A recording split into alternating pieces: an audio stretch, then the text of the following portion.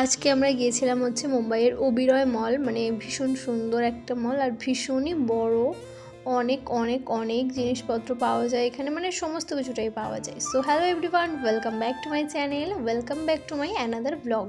কেমন আছো সবাই? আশা করছি খুব খুব খুব ভালো আছো। আমরা আছি। আমি জানি না কবে তোমাদের এটা বলতে পারবো যে আমরা খুব খুব খুব ভালো আছি। তো সেটার জন্য দিন গুনছি, মানে যাতে সেটা বলতে পারি। বাট এখন খুব ভালো আছি এটা আমি বলবো না, আছি, চলে যাচ্ছে, এই আর কি, মানে দিন কেটে যাচ্ছে কোনো রকমে। তবে মাঝে মাঝে তো মানে চেষ্টা করাই যায়, তাই না? একটু ভালো থাকার চেষ্টা করাই যায়। সবসময় তো ভালো থাকা সম্ভব নয়, ভালো খারাপ মিলিয়ে মিশিয়েই তো জীবনে আসে।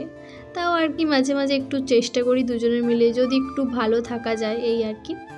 তো সেরকমই একটা কারণে আজকে একটু গিয়েছিলাম মলে, যদিও কিছু কেনাকাটা করতে তো একেবারেই না, কারণ এখানে সমস্ত জিনিসের যা দাম সত্যি বলতে আমাদের সাধ্যের একেবারেই বাইরে। আমার ঠাম্মা একটা কথা বলতে শুনেছি যে টাকা দিলে নাকি বাঘের চোখও পাওয়া যায়। এখানেও ব্যাপারটা ঠিক সেরকমই। এখানে যদি তুমি টাকা দাও, এমন কোনো জিনিস নেই যেটা তুমি এখানে পাবে না, মানে এই মলটা আই থিঙ্ক 7 থেকে 8 তলা মতো ছিল।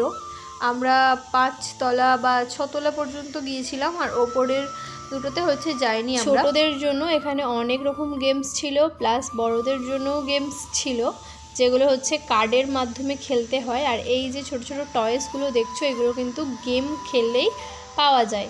এখানে নানা রকম সিস্টেম রয়েছে, যদিও আমি ট্রাই করিনি, জাস্ট চোখে দেখেছি এতটুকুই, মানে যতটুকু চোখে দেখেছি ততটুকুই তোমাদেরকে বলতে পারছি। ট্রাই করলে হয়তো আরও ভালো করে বলতে পারতাম।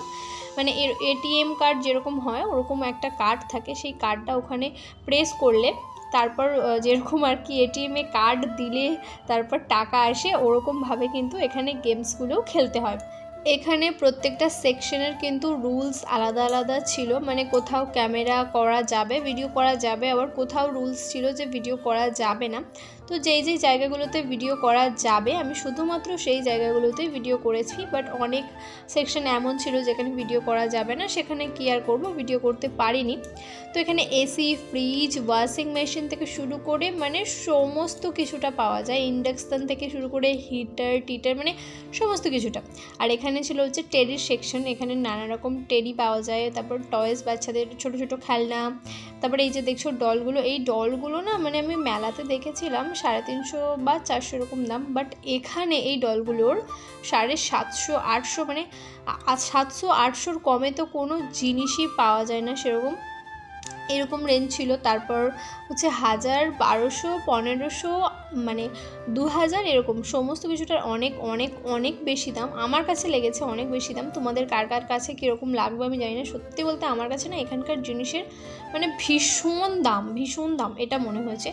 তো তোমরা কে কে এই মলটায় গেছো অবশ্যই কমেন্টে আমাকে একটু জানিও।